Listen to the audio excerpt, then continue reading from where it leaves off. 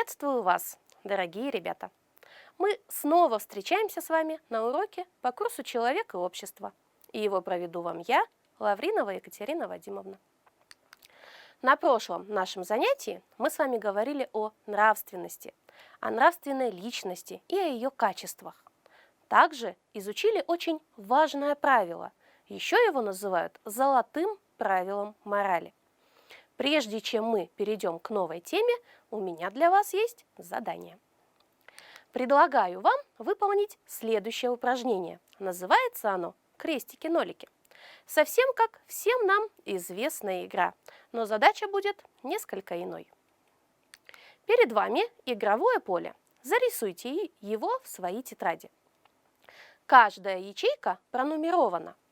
Номер ячейки соответствует номеру утверждения. Если утверждение верное, в ячейку ставим нолик. Если ошибочно, то крестик. Первое утверждение. Выбирая между добром и злом, человек делает моральный выбор. Второе. Быть нравственным – это означает совершать добрые поступки. Третье. Обман является безнравственным поступком. Четвертое. Нравственные поступки требуют наград. Пятое. Золотое правило морали учит нас относиться к окружающим так, как мы хотим, чтобы относились к нам. Шестое. Нравственные ценности есть у каждого человека. Седьмое. Человек рождается с определенным набором нравственных качеств характера. Восьмое утверждение. Альтруизм – это честность. И последнее, девятое. За совершение безнравственных поступков может наступить общественное осуждение. Давайте проверять. Вот так должно выглядеть ваше игровое поле. Соответственно, верные утверждения были под номерами 1, 2, 3, 5, 6 и 9. Утверждения, содержащие ошибку, под номерами 4, 7 и 8. Надеюсь, что вы успешно справились с данным заданием. Ребята, вы знаете, я сегодня задумалась вот над чем. При встрече на улице со знакомыми людьми мы здороваемся. В общественном транспорте уступаем место пожилым людям. Проезжую часть дороги переходим только на зеленый сигнал светофора. Почему так происходит? Чем мы руководствуемся, когда совершаем подобные действия? Правильно, правилами поведения в обществе. Посчитайте, со сколькими людьми вы встречаетесь каждый день. Дома вы общаетесь с родителями, братьями и сестрами, соседями. Во время занятий с учителями, школьными товарищами. В магазине с продавцами и кассирами. На улице с прохожими. Трудно сосчитать, сколько людей за один день увидишь. С одними только поздороваешься, с другими поговоришь, третьим ответишь на вопрос, кому-то сам обратишься с просьбой. Поведение другого человека, приветливо или грубо сказанное слово, нередко оставляют след в душе на целый день.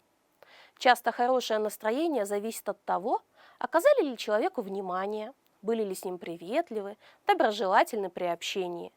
И как обидно бывает от невнимания, грубости или злого слова. Жизнь в обществе требует, чтобы все люди соблюдали правила общения, обязательные для всех, для взрослых и детей, для мальчиков и девочек. Наверняка вы уже догадались, о чем мы будем сегодня с вами говорить. Тема нашего урока – правила поведения в обществе. Представьте на минутку, что могло бы произойти, если бы люди вдруг стали делать только то, что им интересно. Например, хирург отказался бы делать операцию, так как в это время показывали бы его любимый фильм. Диспетчер в аэропорту захотел бы во время своего дежурства почитать книжку или сходить погулять. А летчик вместо указанного маршрута отправился бы в Мексику, так как давно мечтал побывать там. Существуют слова «хочу» и «надо». «Хочу» – это наше представление о желании, а «надо» – это наше представление о долге и о совести. Эпиграфом к нашему уроку я выбрала слова: «Уважай себя, будь самим собой, и люди воздадут тебе должное». Чтобы мы могли начать разбирать тему нашего занятия, нам необходимо определить, что такое поведение человека, что мы можем назвать правилом. Правило – это общепринятый образ или порядок действий, определенное положение, в котором отображен образец деятельности или поведения человека. Поведение представляет собой совокупность поступков, совершаемых человеком в течение длительного времени в заданных условиях. Из отдельных поступков формируется модель поведения. Вне зависимости от того, осознанно совершаются эти поступки или нет, они подвергаются оценке с точки зрения морали. Поведение человека можно классифицировать на такие виды, как демонстративное – стремление привлечь внимание к собственной персоне посредством совершения демонстративных поступков. Ответственное поведение – это добросовестное выполнение всех обязанностей и обязательств, возложенных на человека. Шефствующее поведение – это действия, направленные на благо людей, при которых не предусматривается ответных действий, например, бескорыстная помощь. И внутреннее поведение – это мыслительная деятельность человека, его решения, вера и его ценности. Норма поведения – это правило, принятое обществом для координации поведенческой деятельности людей. Жизнь людей, как футбол или любые другие игры или соревнования, тоже урегулированные правилами.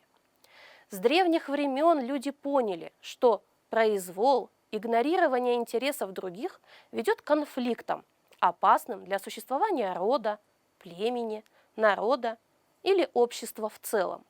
Исходя из жизненного опыта, многовековой практики, люди начали устанавливать общие для всех нормы и правила поведения.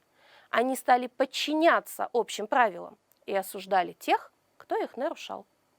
В обществе существуют разнообразнейшие правила – этикета, дорожного движения, поведения в школе, в общественных местах, в транспорте, в семье и так далее. Множество правил поведения отличаются между собой тем, что они регулируют общественные отношения в разных сферах жизни и адресованы разным людям, как участникам таких отношений. Например, правила, которые существуют в семье. Их создают члены семьи, и поэтому в разных семьях правила жизни могут отличаться. Наши действия зависят также и от законов общества, в котором мы живем. Вы уже не раз вспоминали, что человек не может стать человеком в полном смысле этого слова, то есть личностью, вне социума. Но в обществе наши желания, цели, интересы неизбежно сталкиваются с желаниями, целями и интересами других людей. И если не будет правил, норм, законов, каким-то образом регулирующих эти противоречия, наступит хаос. Нормальное развитие личности и общества в целом станет попросту невозможным. Пока мы не познаем правил, по которым живет социум, мы не сможем стать полноценными членами этого общества. Именно в усвоении законов общественной жизни и заключается сущность становления человека как социального существа. Основными видами норм в обществе являются норма морали и норма права. Давайте разберем эти понятия подробнее. Важнейшие отношения в жизни человека регулируются правилами, записанными в законах. Мы эти правила будем называть нормами права. Люди должны уважать и выполнять законы, ведь они защищают людей, их права, поддерживают порядок в государстве. Каждый человек в своей деятельности осознанно или неосознанно руководствуется определенными правилами. Эти правила отличаются как по содержанию, регулируют отношения людей в разных сферах общественной жизни – бытовые, семейные, относительно собственности, осуществления власти и так далее. Так и по способу возникновения могут устанавливаться разными организациями граждан, органами государства или складываться исторически в процессе развития человечества. Нормы права обязательно для исполнения. Соблюдать их должны абсолютно все. Например, если я буду соблюдать правила дорожного движения, а они тоже являются правовыми нормами, а остальные не будут, могу ли я быть уверена, что моя жизнь и здоровье будут в безопасности? Разумеется, нет. Поэтому, ребята, очень важно, чтобы нормы права или же законы соблюдали абсолютно все. Еще следует запомнить, что если человек все же нарушит правовую норму, государство имеет полное право наказать его, к примеру, оштрафовать или даже лишить свободы. Норма права выполняет следующие функции, которые являются очень значимыми для общества. Правовая норма играет воспитательную роль. Она развивает моральные качества людей. Норма – это регулятор общественных отношений. Правовая норма устанавливает права и обязанности граждан. Таким образом, она вносит порядок в общество. Кроме того, норма права побуждает людей совершать положительные и не совершать отрицательные действия. Тем самым она является источником развития общества. Получается, что нормы права обладают не только общественной, но и государственной ценностью. Вторая группа правил, часто встречающихся в обществе, это норма морали. О ней мы говорили с вами на прошлом занятии. Напомню вам, что мораль – это принятые в обществе представления о добре и зле, о том, что правильно, а что нет.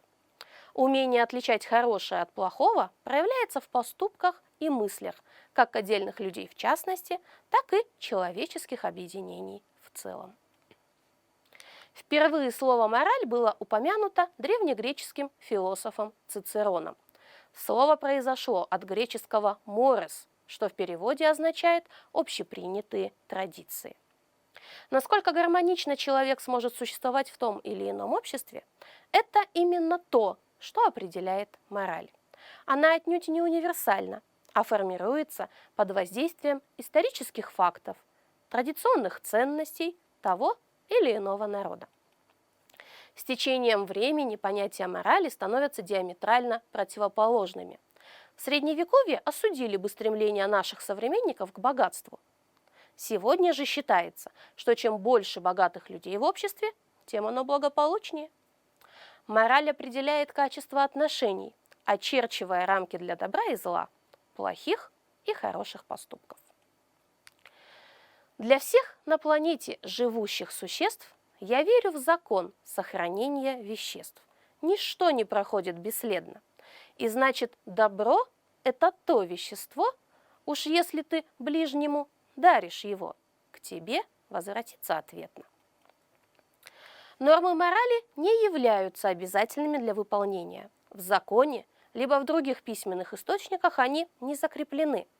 Но все же соблюдать их необходимо. Ведь мы с вами хорошо помним, о чем гласит золотое правило морали. Относись к другим так, как ты хочешь, чтобы относились к тебе. А каждый из нас, могу утверждать с абсолютной уверенностью, хочет, чтобы к нам относились с уважением, добротой и пониманием. Это значит, что и мы должны относиться к людям так же. Хочу выделить еще одну группу правил поведения. Это этикет. Этикет – это принятые в обществе стандарты поведения, которые помогают современному человеку произвести на окружающих приятное впечатление. Знание основ этикета позволяет нам, по некоторым поступкам людей, определить практически безошибочно степень их воспитанности, зрелости и социального положения в обществе. Этикет, когда ведешь себя чуточку лучше, чем совершенно необходимо, говорил Уилл Каппи. Основы этикета ребенок получает, конечно же, в семье. И только потом он попадает в среду детского сада и школы, где продолжает знакомиться с культурой поведения в обществе. Воспитанность и вежливость, уважительное отношение к людям, дружелюбие – это те качества, которые ребенку обязательно потребуются для дальнейшей, успешной и комфортной жизни в обществе.